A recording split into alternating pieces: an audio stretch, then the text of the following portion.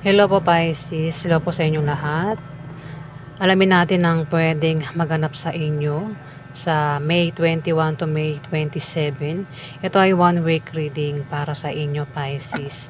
At hindi po lahat ay makaka-resonate sa reading na ito kasi ito ay general reading. Ayan hindi po lahat ay tatamaan ng reading na ito, kaya huwag kayong magtaka kung bakit hindi kayo ang tinutukoy sa reading na ito.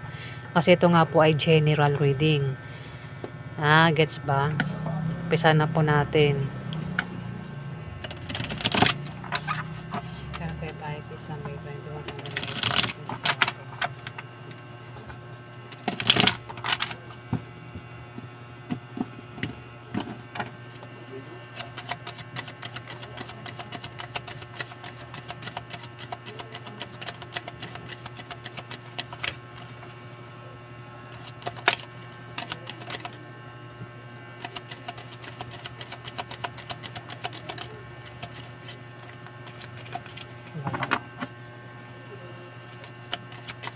Hirap pagbalasa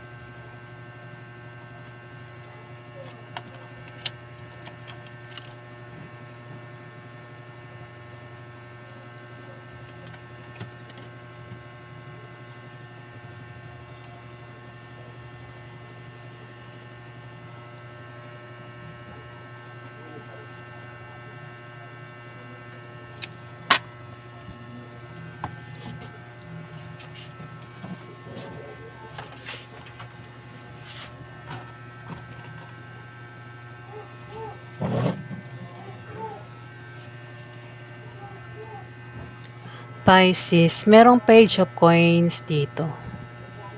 Meron daw darating sa inyo na magandang balita o magandang resulta. Ayan. Sa May 21 to May 27. Kung meron kayong inaantay na balita o resulta, paparating na at mukhang maganda yun, Pisces. Meron din pag-ani may pag-ani. Mukhang magiging busy raw kayo sa trabaho mo, sa negosyo mo, sa bahay nyo. Basta meron kang pagkakabisihan dito Pisces na habang busy ka raw ay may hindi ka inaasahang paparating na tawag, chat, message o balita yan. At paghandaan mo yung laman ng message o balita kasi pwedeng masama o mabuti yung balita na yan. Pwede magkaroon ng away. Kasi may taong galit dito, Pisces.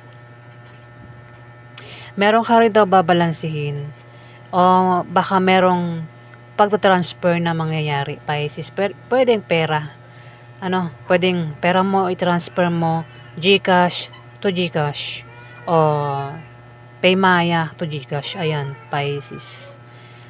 10 of coins, meron kang kausap o maring meeting ito.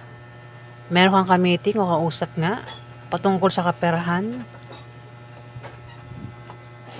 Pwede rin na ang iba sa inyo ay may hindi raw kayo inaasahang paglago ng kaperahan. Pwedeng kayo ay makatanggap ng lump sum, trust funds, inheritance, solid foundation, privilege, ancestry. Kung merong negosyo, may paglago, may pag-ani rin, o maaaring makatanggap ng pamana o pension. Ayan. Meron kang kausap dito. Ayan na, Pisces.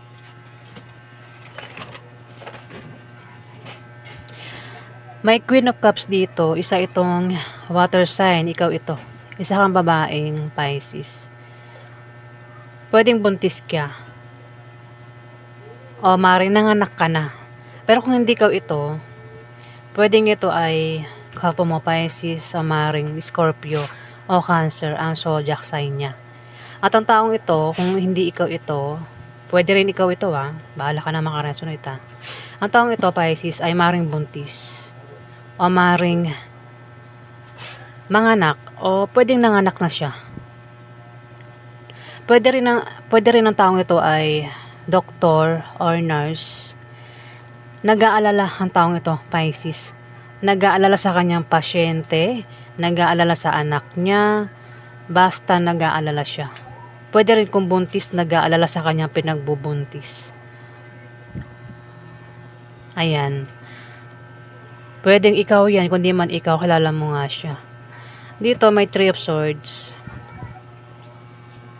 May tao dito ang masakit magsalita. Masakit magsalita. Pwedeng, ito parang nangyari na ito. Mangyayari pa lang Ayan na. Pwedeng magkaroon ng away at makapagsalita ng masakit na salita.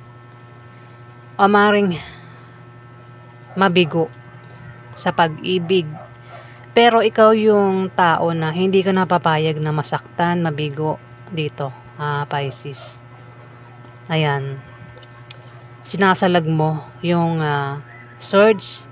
Kumbaga, pinoprotektahan mo itong puso mo na masaktan sa taong gusto manakit sa'yo.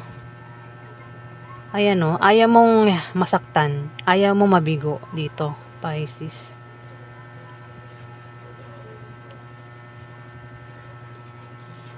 Dito may Two of Swords.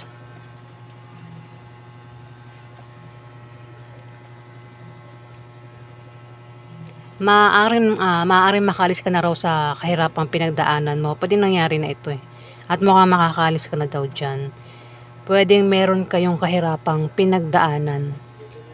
Kahirapan o pagsubok, problema, kaya maaaring balansihin mo na ang dapat tong babalansihin dito, Pisces.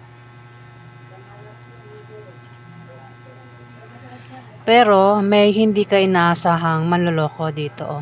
Pwedeng may manloko sa'yo.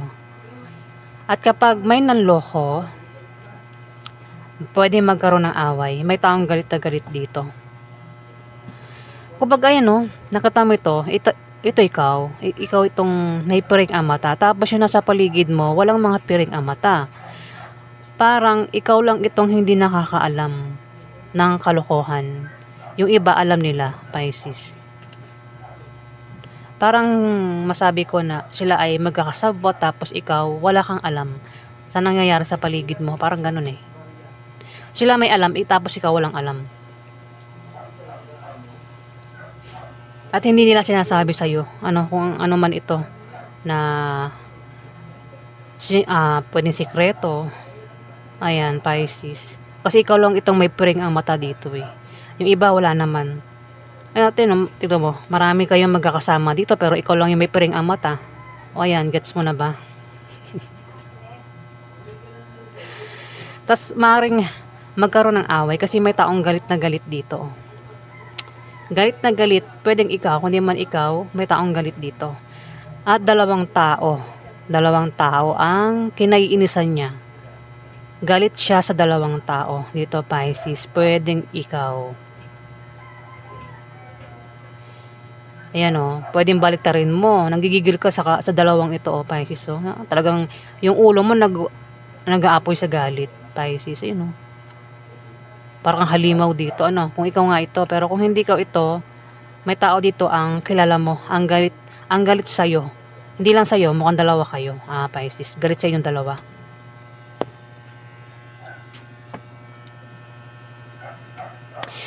Dito, the Fool, meron ka raw papasukin. O maring nga alis ka, kasi maring may plano ka, may tungkol sa pera. Na kahit pigilan ka, hindi ka magpapapigil dito, Pisces. Ay no, di ba naglalakad ka? Tuloy-tuloy ka lang sa paglakad mo. Nang hindi mo namamalayan, pwede kang mahulog sa bangin. Pwede kang mahulog sa manloloko. Ayan na, Pisces. May kausap ka raw dito. Pwedeng sa personal, o kausap mo yan sa chat, tawag. Pwede rin meeting ito, basta patungkol sa pera, yung pag-usapan. Huwag papasok basta-basta sa mga invest, easy money. Pag-isipan kung yan ba ay legal para hindi ka magsisi, Pisces. Hindi yan lahat ng Pisces maraming Pisces Kumbaga, ingatan mo ang pera mo kung yan ay patungkol sa pera. Itong nilalakad mo. Itong dahilan ng pag-alis mo, Pisces. Dito nga may nag-aalala Pwede rin iba ang dahilan ng pag-alis mo kasi marami naman meaning ang pag-alis Ayan, yung nga lang, mag-ingat ka pa rin kasi may manloloko nga talaga rito, Pisces.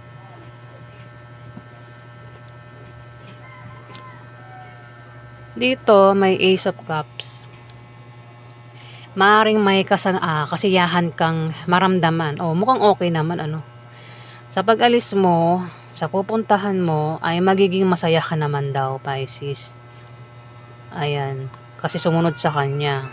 Ikaw daw ay makakaramdam ng kasiyahan, kagalahan. Pwede rin ng iba sa inyo ay magkaroon ng kasaganahan sa pagkain, Magiging masaya ka raw, Pisces.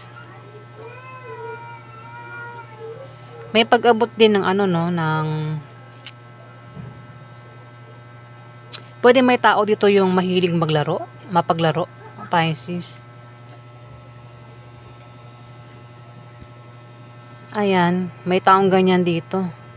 Mapaglaro. Dito may Ace of Swords.